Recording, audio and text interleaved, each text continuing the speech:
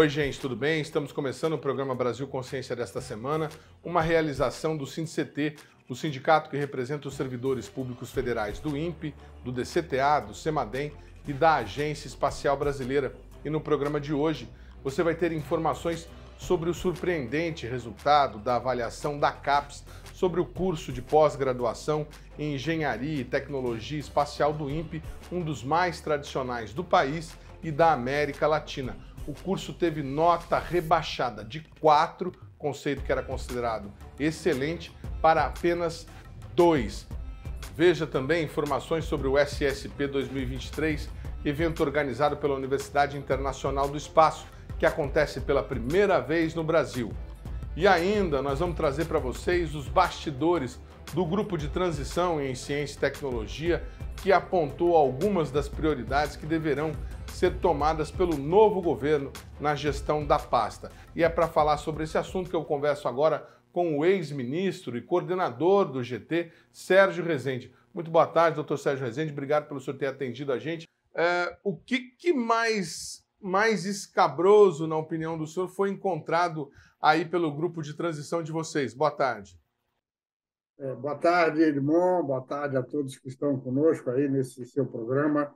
Muito importante, não só em São José dos Campos, mas todo o sistema de ciência e tecnologia, em especial na área espacial. Veja, nós tivemos um trabalho muito intenso, já há quase 2 meses.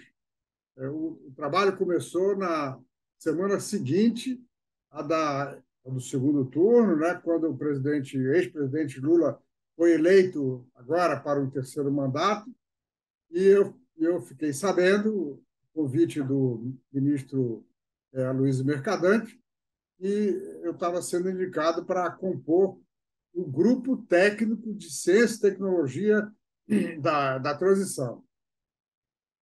E eu aceitei a incumbência, acabei sendo o coordenador do grupo, mas o grande trabalho foi feito por muitos colegas, né? O principal foi Luiz Antônio Elias, que foi o relator do nosso grupo.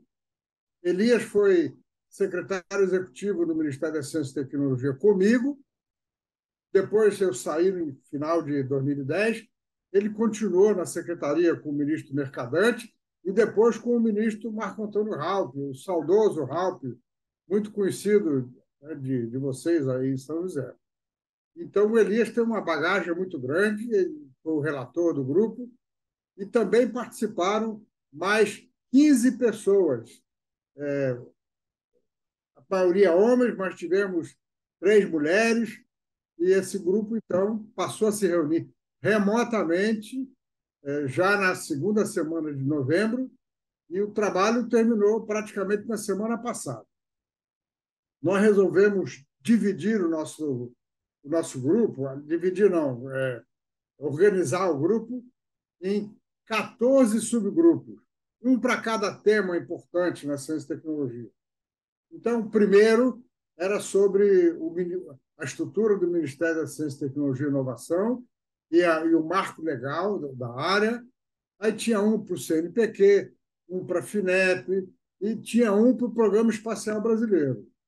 Esse do Programa Espacial Brasileiro era coordenado por Luiz Fernandes, que também foi secretário executivo do Ministério da Ciência e Tecnologia, foi presidente da FINEP, e era integrado por 2 ou 3 colegas também do GT, mas por outras pessoas de fora que colaboraram, como nós chamamos, como colaboradores externos.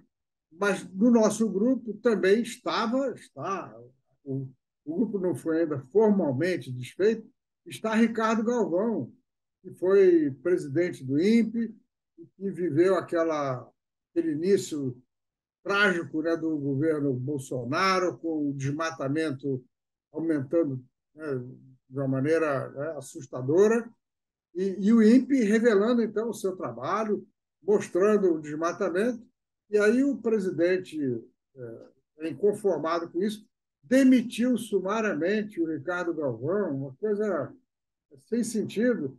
O problema é que o INPE perdeu seu presidente, mas o desmatamento continuou. Porque felizmente, o INPE é uma instituição séria, e os seus funcionários continuaram fazendo os levantamentos e mostrando que o desmatamento continuou existindo. O Brasil teve, nesses últimos anos, um recorde de desmatamento e é péssimo para o Brasil, é péssimo para a imagem do Brasil.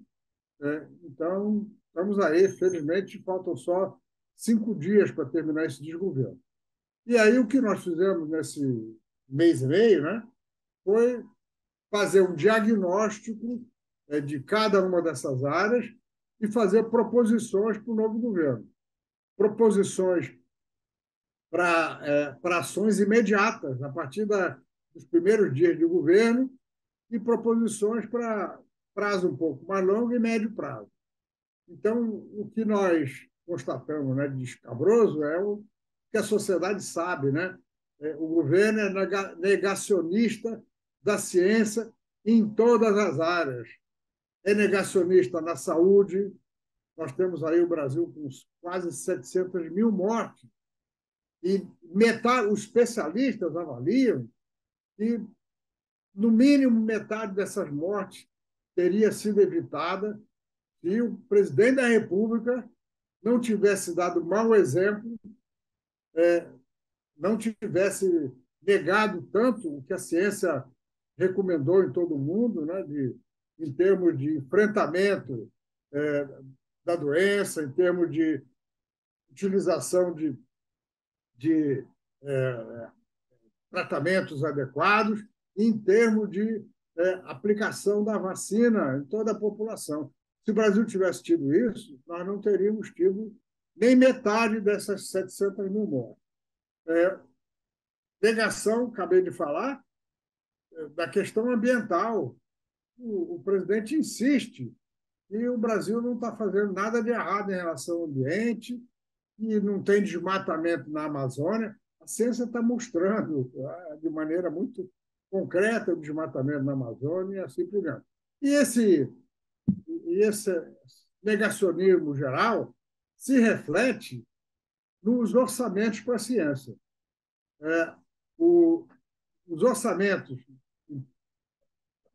os órgãos de ciência e tecnologia, principalmente FINEP, financiadora de estudos e projetos, que é a entidade que executa o Fundo Nacional do Desenvolvimento Científico e Tecnológico, FNDCT, e o CNPq, que dá bolsas de formação e de pesquisa.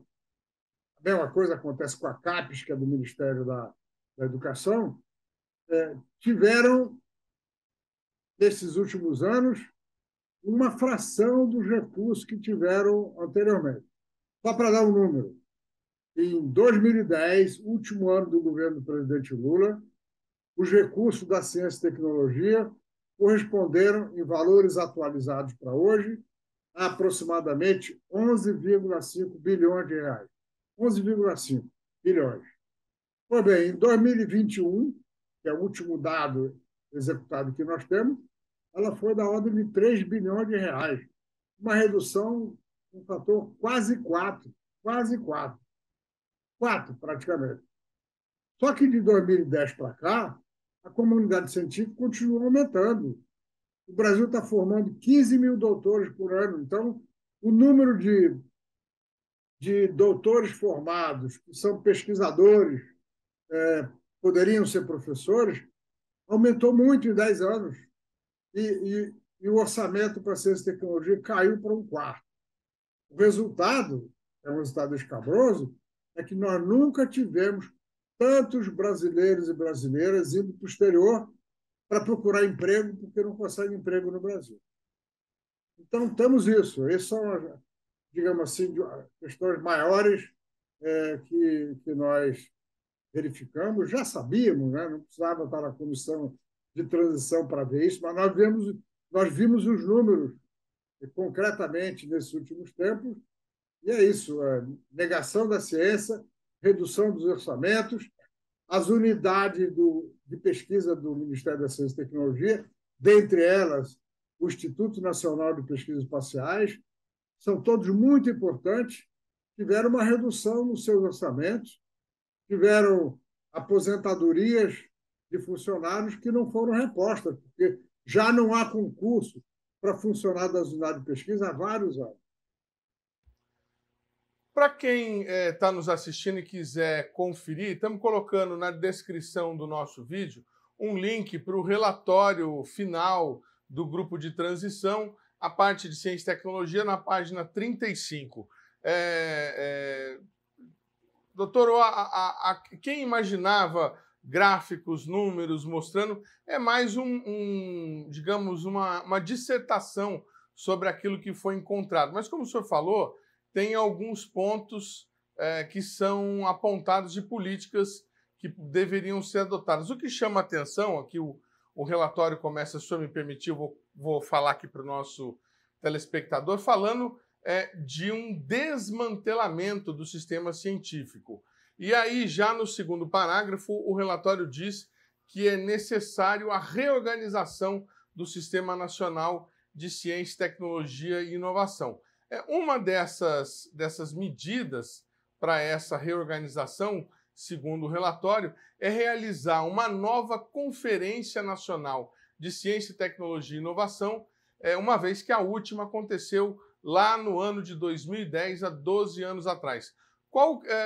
O que a comissão, o que vocês entenderam necessário estabelecer essa série de normativas, entre elas a recomposição desses órgãos de diálogo, dos conselhos? Por que é tão necessário retomar isso nesse momento, doutor Sérgio Rezende? Edmond, primeiro deixa eu fazer uma observação sobre o relatório. O relatório, é bom que você informe, né, a quem está conosco, o link para obter esse relatório. Agora, este relatório, que tem 40, 50 páginas, é um resumido do conjunto de 31 grupos técnicos. O nosso grupo técnico, aliás, todos os grupos técnicos foram solicitados a apresentar 2 relatórios. Um para questões emergenciais, que tinha que ser apresentado até o dia 30 de novembro, e outro, um relatório final, um pouco mais abrangente, apresentado 15 dias depois. O nosso primeiro relatório tem 50 páginas. O nosso segundo relatório tem 60 páginas. Agora, por razões diversas, os coordenadores do grupo de transição solicitaram que os relatórios individuais das áreas não fossem colocados, digamos assim, ainda para o público. Eles serão colocados, mas não fosse colocado ainda porque algumas recomendações têm um caráter sensível e não seria bom divulgar isso antes do governo tomar posse e tomar providência. Então, logo que nós tivermos autorização, ou a própria transição vai fazer isso, os relatórios individuais vão ser publicados. Aí, eles têm o que você mencionou, tem tabelas, tem recomendações, tem gráficos, tem tudo isso. Então, esse relatório que você viu e que foi divulgado é um resumão, mas muito resumido, hein? Porque se um dos comitês tem 100 páginas de 2 relatórios, são 31 comitês. Imagina quantas páginas teriam o relatório completo. Então, eu precisava fazer esse esclarecimento. Sobre essa avaliação, né, feita de que a área foi desmantelada, no sentido que eu mencionei anteriormente. Desmantelada por quê? Porque não tem orçamento, porque não tem política, não tem uma política com prioridades, com metas, com estratégias. E as unidades de pesquisa foram deixadas ao Deus dará. Por isso, o sistema, nós consideramos que ele foi desmantelado. Uma das nossas recomendações, até antes da conferência, a nossa recomendação é, logo no início do governo, o governo reunir as entidades do Ministério, reunir a comunidade científica através das sociedades mais importantes, das representações das unidades de pesquisa, para fazer um plano para 4 anos, como nós tivemos no passado. Nós tivemos, entre 2007 e 2010, um plano de ciência e tecnologia. Entre 2011 e 2014, uma estratégia. E depois também tivemos outras estratégias. Nós não temos tido isso. Então, nesse ano de 2022, os recursos do FNDCT aumentaram porque tem uma lei que proíbe o contingenciamento. Mas o governo, mesmo assim, ficou contingenciado. Mas como teve mais recursos, foram lançados muitos editais. Edmond, e tem alguns absurdos. Nós tivemos edital lançado semana passada. Faltam 2 semanas para terminar o governo semana passada, lançou editais cujo prazo para apresentação de proposta é em março. Nós também achamos que isso é descabido. Um governo que não tem plano, não tem planejamento, não tem estratégia, nas últimas semanas de governo está lançando editais para convocar propostas. Então, essa é mais uma evidência do desmantelo. Essa expressão é uma boa expressão, né? Desmantelo. Não tem plano, não tem dinheiro, não tem nada. É tudo ao Deus dará, como a gente diz. O senhor falou em questão sensível, né? A gente entende que tem questões que são segredos industriais, digamos assim, para que possa ser resolvido no próximo governo. Como é que foi trabalhar nesse grupo de transição? O senhor falou que vocês ficaram em home office, mas teve que, em alguns momentos, teve que interagir com o atual governo. Como é que foi essa relação? A informação que chegou para a gente é de que quando a equipe de transição chegou ao local oferecido, tinha pessoal do Gabinete de Segurança Institucional já instalado, esperando bonitinho para recebê-los. Como é que foi isso, doutor Sérgio Rezende? Explica para a gente, por favor. Na verdade, na ciência e tecnologia, a situação não foi ruim. Nós tivemos reuniões remotas, mas que algumas pessoas se deslocaram para ir presencialmente nas unidades. Então, nós tivemos uma inicialmente com o ministro da Ciência e Tecnologia, Paulo Avim, que é um técnico bem formado, de carreira, né? e que juntamente com o secretário executivo do Ministério, como eu falei, foi uma reunião híbrida, eu mesmo não estava presente presencialmente, mas alguns companheiros foram lá no Ministério e eles fizeram uma apresentação sobre as ações do Ministério. Nessas apresentações, fizeram questão de enfatizar esses editais, todos lançados nos últimos tempos. E os editais não são ruins, não. Os editais foram feitos por pessoas preparadas. O que não é bom é ter muitos editais ao mesmo tempo e que não estejam dentro de um certo planejamento. Então, não chegou a haver hostilidade. Não tivemos essa situação de seguranças esperando.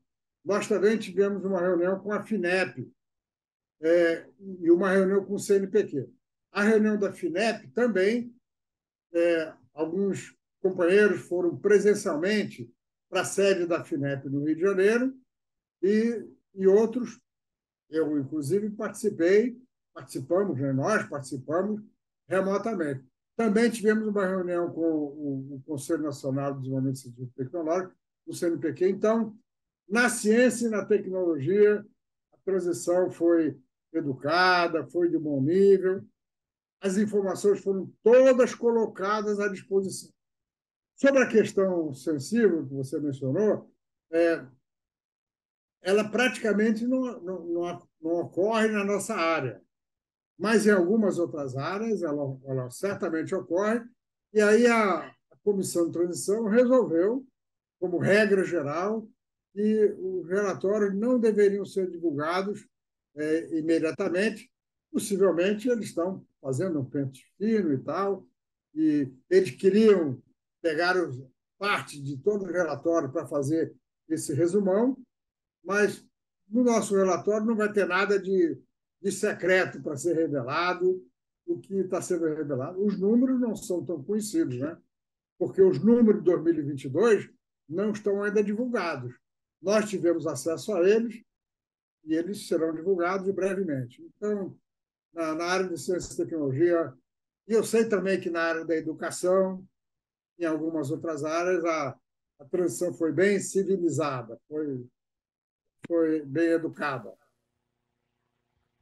Bom, e como ex-ministro de Ciência e Tecnologia, coordenador do grupo de transição, amigo pessoal do presidente Luiz Inácio Lula da Silva, o que o senhor achou da indicação de Luciana Santos para a pasta? Muita gente tem me perguntado isso, porque ela é de Pernambuco, né? Aí eu começo dizendo o seguinte: eu sou suspeito para falar de Luciana, porque eu a conheço há muito tempo. Luciana é formada em engenharia elétrica pela Universidade Federal de Pernambuco e sabe que os alunos de engenharia têm as aulas de física dadas por professor de física, as aulas de matemática por professor da matemática. Então, Luciana foi minha aluna de física, Física 1, há 30 e tantos anos. E eu não perdi. Veja, quando a gente dá aula para milhares de alunos, a gente esquece, né, dos alunos, a grande maioria deles, mas eu não perdi Luciana de vista, porque, desde o primeiro ano, além de boa aluna, ela era muito ativa no movimento estudantil. E o movimento estudantil nos anos 80 era muito ativo, né? Muito ativo. Final da ditadura era ativíssimo.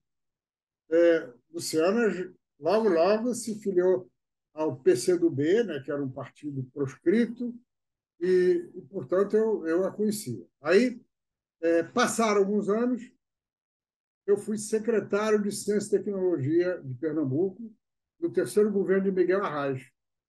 E aí, nessa época, ela já era deputada estadual, eleita muito jovem. E ela, como deputada estadual, eu como secretário, acabamos tendo alguma interação.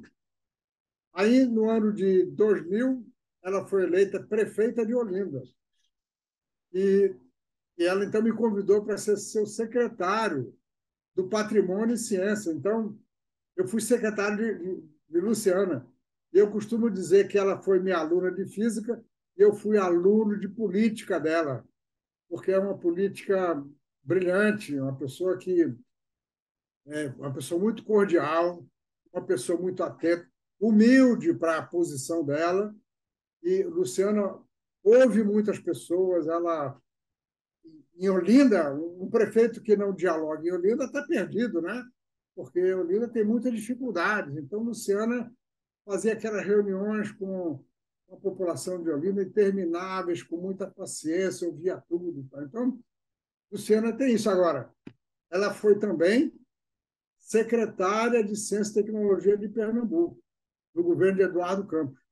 Então, ela foi também deputada federal, e, como deputada federal, ela foi membro da Comissão de Ciência e Tecnologia da Câmara. Então, Luciana, além de uma política muito habilidosa, ela tem uma interação com a área de ciência e tecnologia há muito tempo, é uma pessoa formada em tecnologia e que nós vimos esses dias a boa receptividade que ela teve na comunidade científica. Ela já tem dado entrevistas e as entrevistas dela mostram que ela rapidamente entende das questões né, importantes, e ela tem falado sobre várias questões. Então, eu acho que o Brasil vai ganhar muito, a ciência e a tecnologia vão ganhar muito com Luciana Santos no Ministério da Ciência, Tecnologia e Inovação. O programa Brasil Consciência vai para um rápido intervalo e, na sequência, a gente traz para vocês as informações sobre o SSP que acontece pela primeira vez no Brasil. Um instante só, não saia daí.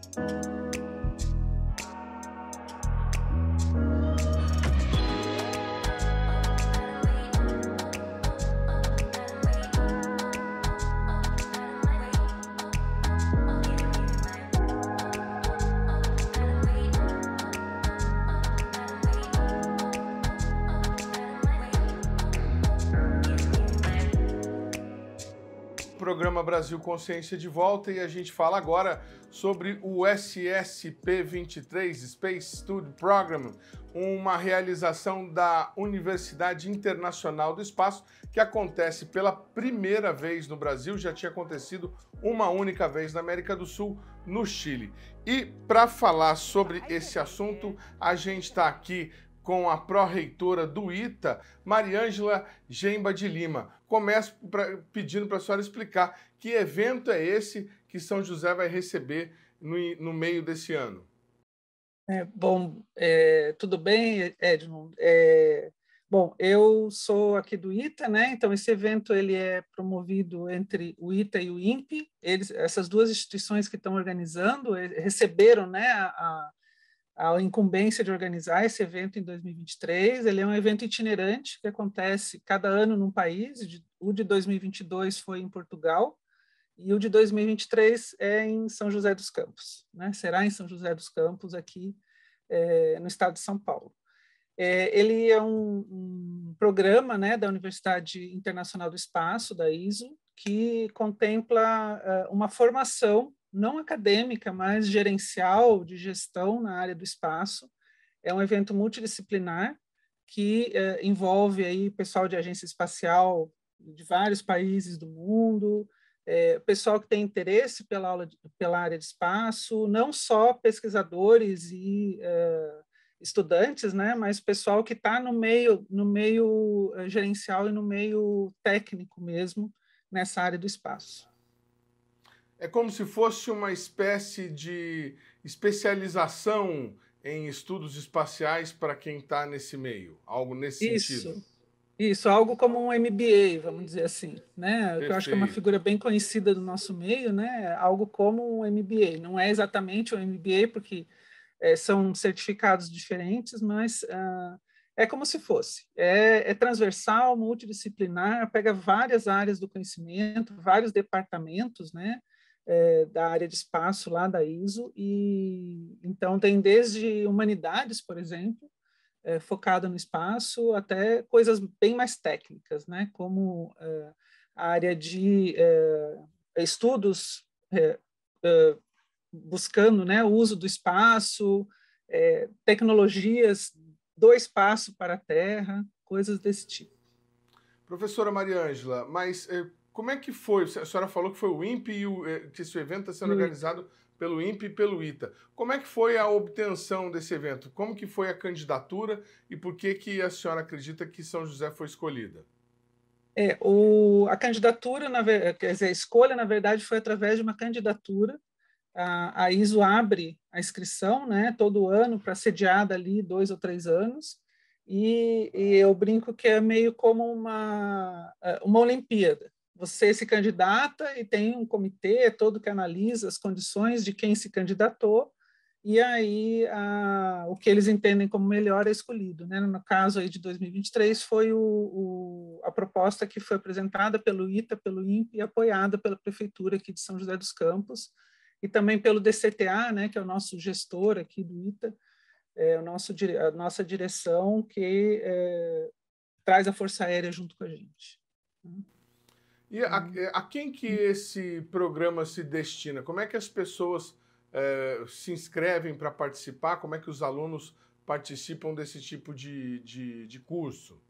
Então, ele é um curso voltado para quem já tem formação superior, né, já que tem uma faculdade já concluída, e historicamente os alunos são ou funcionários de agências espaciais ou pessoal que tem vínculo com empresas da área de espaço, associações ou qualquer entidade da área de espaço, ou então quem tem vontade de entrar nesse meio. Então, se você pega lá na página do SSP, né, aqui eu estou com um fundo, né, onde a gente tem as principais informações, as principais instituições, mas a página é ssp23.isonet.edu, e lá tem todas as informações, inclusive para as inscrições, né, que acontecem diretamente com a International Space University. E o São José, né, aqui se a gente pensar em Brasil, né, onde a gente tem o cluster aeroespacial aqui todo, de espaço e aeronáutico, e isso só vai fortalecer, né, a visão dessa região aí no Brasil e no mundo, porque é um evento internacional, né? Ele não é um evento restrito ao Brasil, ao contrário, ele é internacional. No último SSP foram 35 países presentes, então a expectativa é que se tenha um número grande, né, de nacionalidades presentes no evento. 35, 35 países presentes como participantes do curso ou como palestrante, como instrutor? No total, digamos assim. Participantes do curso. Participantes do curso. Então Foram teremos a visita de diversos alunos de diversos países do mundo. Diversos países, e entre staff e professores ficou em mais de 50 países. Então, é bem mesmo internacional, no sentido de ter representação de vários locais mesmo. E como é que vai ser a estrutura desse curso? O que vocês estão preparando para o estudante internacional que vai vir para São José dos Campos? Então, o estudante que vai participar, ele já tem, né, todo um acolhimento que está sendo preparado pela cidade de São José dos Campos, pelo ITA, pelo INPE, pelo DCTA, para recebê-los, né, da melhor forma possível. A gente tem uma primeira etapa no ITA, as primeiras 6 semanas vão acontecer no ITA, as 3 semanas últimas, né, são 9 semanas de programa, acontecerão no INPE, e justamente nessas 3 semanas do INPE são quando vão estar sendo desenvolvidos os trabalhos de conclusão de curso, os trabalhos de projeto, os temas de projeto que foram selecionados. E a cidade toda está se mobilizando em torno desse evento, né? Então, a questão de segurança, questão de transporte, questão de receptividade, né? Então, toda a parte de city tour, visitas nas indústrias aqui da região. E a cidade está realmente se preparando para o evento, como conta o secretário de Inovação e Desenvolvimento Econômico de São José dos Campos. Nós, como cidade, temos aí a missão de recepcionar esse pessoal que são especialistas que vêm do mundo inteiro para ministrar uma série de cursos, atividades, palestras, concursos. Durante 2 meses e pouco, né, o evento começa no dia 26 de junho e vai até o dia 25 de agosto. Alguma coisa em torno de 120, 130 pessoas vão fazer esse curso. Portanto, é um curso fechado para essas pessoas, organizado pela International Space University, que tem sede na Europa, na cidade de Strasbourg, e que vai conduzir os trabalhos aqui. Onde vai acontecer? Vai acontecer dentro do ITA, nas instalações do ITA, durante algumas semanas, e dentro do INPE, em outras semanas.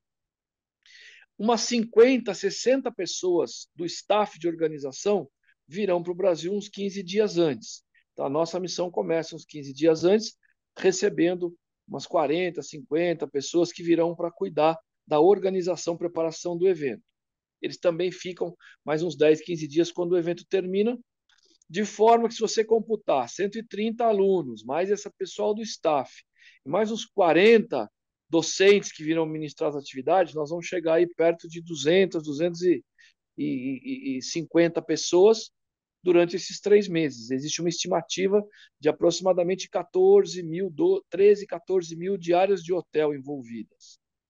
Pelas reuniões que nós tivemos de preparação, nós recebemos uma comitiva que ficou 15 dias aqui, né, conhecendo a cidade, vistoriando a infraestrutura de hospedagem, a infraestrutura de mobilidade, de transporte, de apoio à saúde que eles vão ter, segurança pública.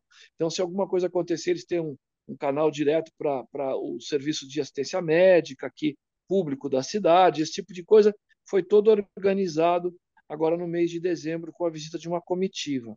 Então, basicamente, são essas as preocupações da cidade, né? Facilitar a interface deles com a hospedagem, com os hotéis. Eles ainda vão resolver a questão da alimentação, que está encaminhada, mas não está assinada como já estão os hotéis. A gente tem um esquema de mobilidade, né? Eles vão todo dia dos hotéis para o DCTA e vice-versa. A cidade vai prover todo esse esquema de transporte. Tem todo um cuidado com a segurança envolvida nessa região da cidade que eles vão transitar, do hotel para o DCTA e vice-versa. E tem também algumas atividades externas que a gente vai ajudar a transportá-los para vai ter uma competição de foguetes, vai ter um evento de robótica, vai ter algumas coisas aqui visita ao Museu Aeroespacial. Então, eles vão ter algumas atividades que circulam um pouco pela cidade, que também nós estamos preparando essa infraestrutura. Basicamente é isso, eles vão ter apoio de mobilidade, segurança, transporte, a hospedagem nos hotéis com alimentação, tudo isso já está bastante resolvido. Para as pessoas que acompanham a indústria aeroespacial no Brasil e as pessoas que conhecem a estrutura da própria Agência Espacial Brasileira e os trabalhos que são feitos em espaço nesse país. São José dos Campos tem o INPE, o ITA e empresas como a Acaer, essa recém-chegada InnoSpace, que até outro dia estava tentando lançar um foguete lá em Alcântara. O que significa para São José dos Campos, que já tem a vocação dessa área, receber o evento, secretário? Lembrando ainda que você, né, não dá para citar todo mundo, né? Nós temos cento e tantas empresas da cadeia aeroespacial e defesa aqui no cluster aeronáutico que mora aqui em São José. Mas tem a Avibras, que é uma empresa altamente envolvida no setor, a Visiona, né, que produziu o satélite brasileiro, e a própria Agência Espacial tem escritório aqui na cidade, a Embraer, que tem interesse nessa área, né, sócia da Visiona, a própria ATEC, enfim, é um grande cluster que está envolvido nesse evento. Eles vão poder, né, eventualmente participar. Inclusive, a Embraer já anunciou que é um dos sponsors, né, principais do evento, né? Já foi anunciado pelo presidente na Fiesp, né, o patrocínio da Embraer ao evento. Significa muito, porque esse evento, que tem 30 e tantos anos de existência, nunca veio para o Brasil. Ele fica transitando entre Europa, Estados Unidos e Ásia, e uma única vez ele veio ao Chile. E nós estamos trazendo pela primeira vez para o país. É muito importante, esse é um assunto estratégico para a nação. Qualquer nação que queira se sentar à mesa de maneira proativa e de maneira destacada precisa ter um background grande de espaço, né?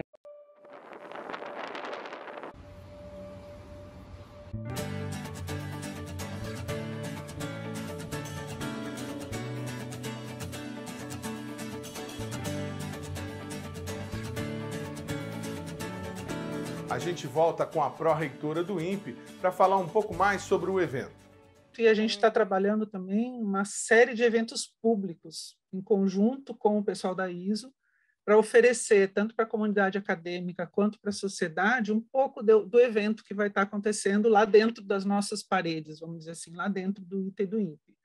Então, a gente vai tem um evento que é bem icônico, vamos dizer assim, do SSP, que é o painel dos astronautas, que vem, né, que eles trazem vários astronautas do mundo, e esses astronautas interagem com os alunos do SSP e com o meio técnico também.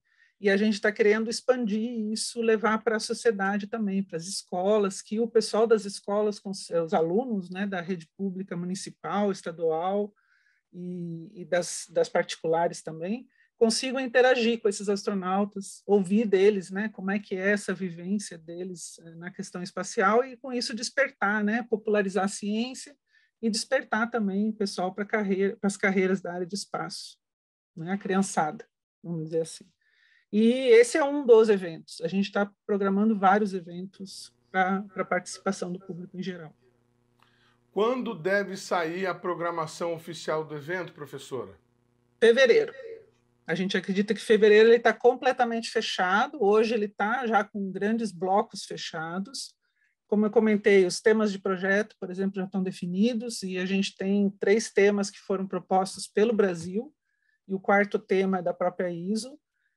Os temas de projeto são cidades inteligentes, que tem tudo a ver com a nossa cidade de São José dos Campos, né, que recebeu aí a primeira certificação nacional como cidade inteligente. O 2º tema é segurança hídrica, que tem tudo a ver muito, né, com o que o INPE faz na área toda aí de monitoração da nossa área aí, das nossas questões hídricas. E o 3º tema é na área de segurança no espaço, parte de colisões e coisas assim lá no espaço, que é SSA, que esse é uma proposta do ITA, então acabou sendo escolhido, né, um tema que dá destaque para cada uma das 3 instituições que está organizando o evento, e o quarto tema, que é o da ISO, é na área de metaverso. Metaverso, espaço, né, simulações de vivência aí no espaço exterior. Então, são os 4 grandes temas de projeto que os alunos que se inscreverem vão ter que escolher um desses para a conclusão do programa deles. Então, a gente está com 4 temas bastante interessantes aí como destaque, né, para trabalho desses alunos. E como é que o aluno interessado em participar pode se inscrever? Vai ter abertura de site? Na página do evento que eu citei, né? Então, ssp23.isunet.edu, a inscrição é direta, seja pela empresa, seja pelo aluno, e essa inscrição vai dar direito a participar de todo o programa, mas também a passagem aérea, a parte de alojamento e alimentação, né? Isso está incluído, é um pacote, o aluno vem carregadinho, né? Todo ele é coberto pela taxa de inscrição, e depois a gente tem todos esses eventos, essas atividades, vários eventos culturais, várias visitas técnicas também, contempladas no SSP 23. Tá certo, eu quero agradecer demais a participação da pró-reitora do ITA, a professora Mariângela Gemba de Lima, pela participação aqui no nosso programa. Muito obrigado, viu? E boa sorte no evento. Obrigado pela oportunidade de divulgação do evento, né, e dar conhecimento a esse trabalho que a gente está fazendo, que é árduo, é muita coisa para ser feita aí nesses próximos meses. Bom, obrigada. O programa Brasil Consciência vai para um rápido intervalo e a gente volta já já com informações sobre o descredenciamento da pós-graduação em Engenharia Espacial, do INPE. É um instante só, não saia daí.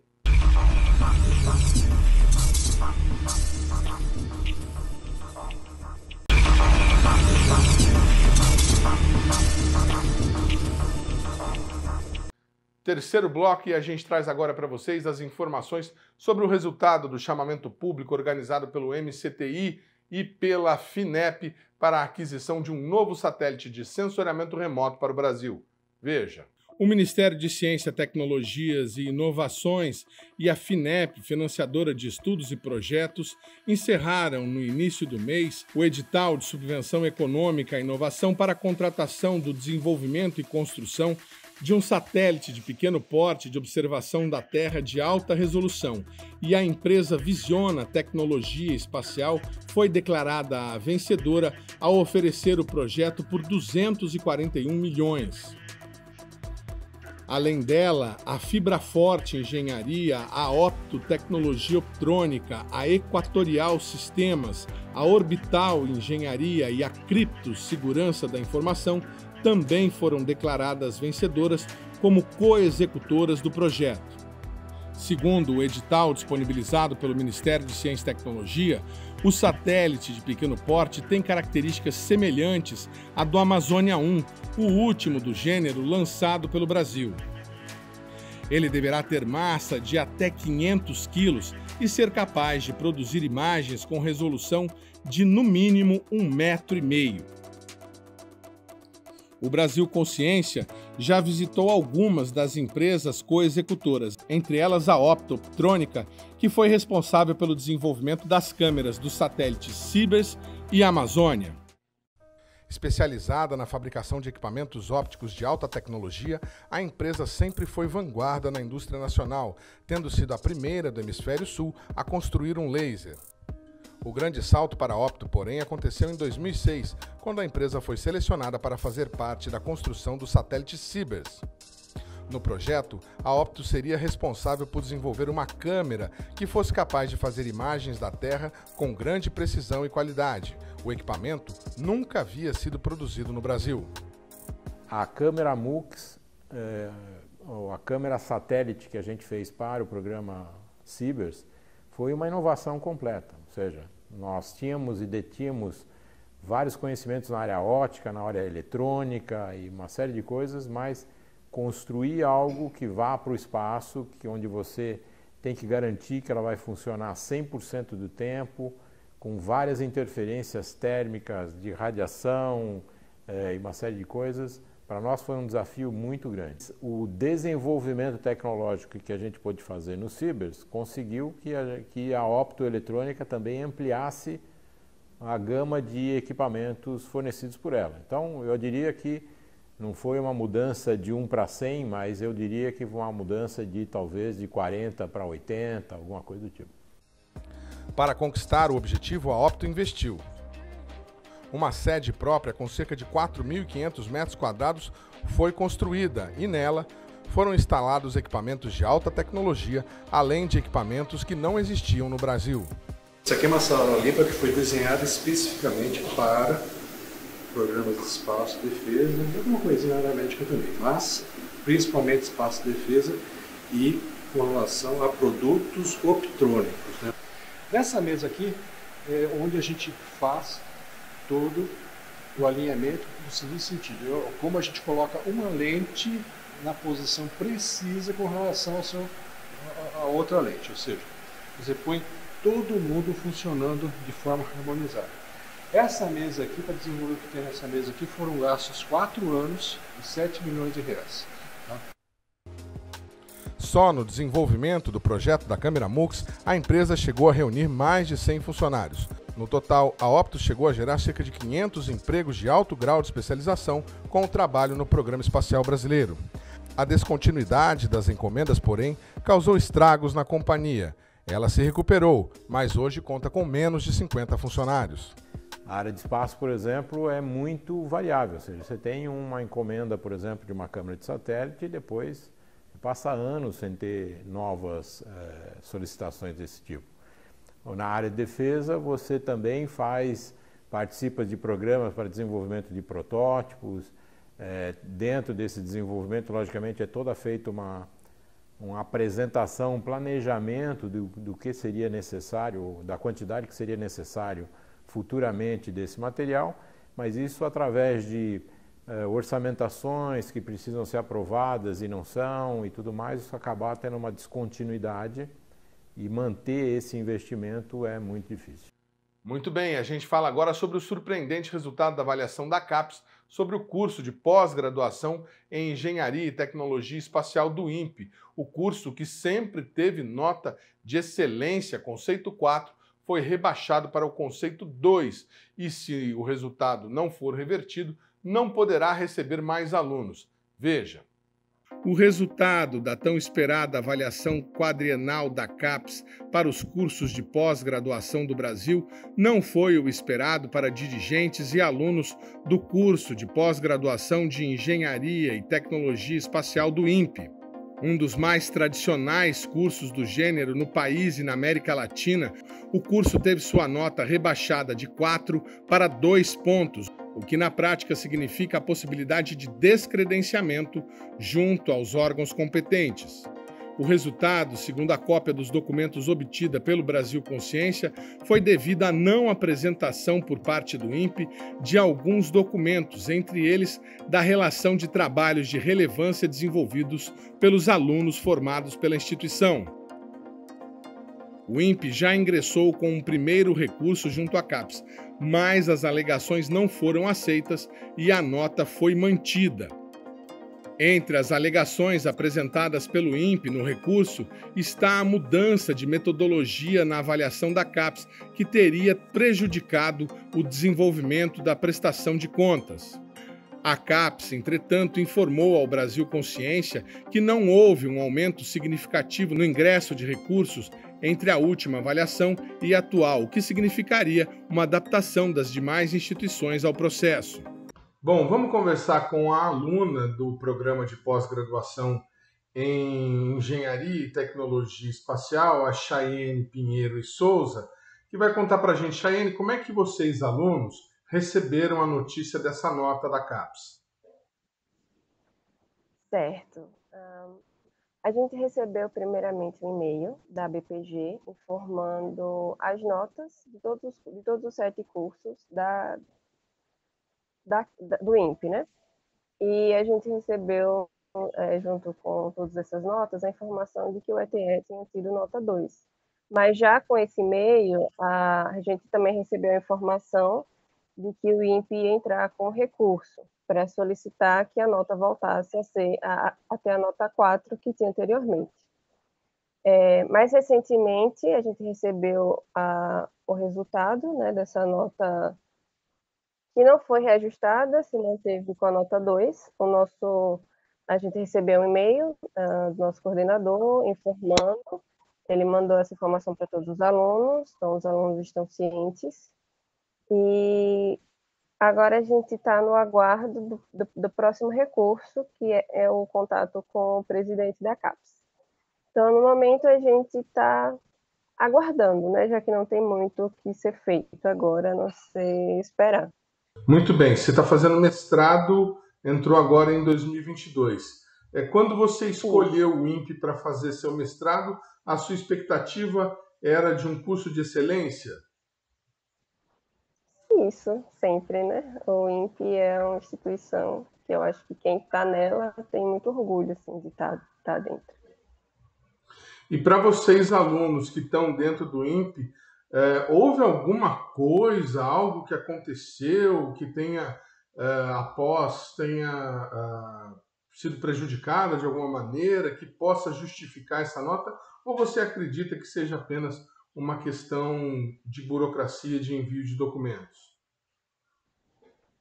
Olha, eu acredito que tenha sido essa questão mesmo do envio de documentos. Acho que os alunos que estão na área são muito bons, né? Os resultados são muito bons. Então, eu acredito que seja, nesse momento, essa questão mesmo essa questão mais burocrática. Você está esperançosa de que a nota possa ser revertida? Estou, acho que todos nós estamos. Tá certo, Chayane. Muito obrigado pela sua participação, pelas informações. Eu agradeço, viu? Boa sorte aí no seu curso e na recuperação da nota. Muito obrigada. O Brasil Consciência entrou em contato com a assessoria de imprensa do INPE, mas até o fechamento desta edição não houve resposta. O programa Brasil Consciência de hoje fica por aqui. Você que quiser conferir os demais programas produzidos pela rádio do SINDCT, como o Giro Sindical da Renata Belzunces ou o SINDCT na Cultura da Meire de Origem, deve acessar a nossa página no Facebook, que está aí para você na tela nesse momento. Você que quiser conferir os demais programas produzidos pelo Brasil Consciência, nossa página no YouTube tem todo o conteúdo do BCC. Dúvidas, críticas, reclamações e sugestões, nosso e-mail está sempre disponível para atendê-lo. A gente volta na semana que vem com mais uma atração inédita para vocês. Tchau, gente.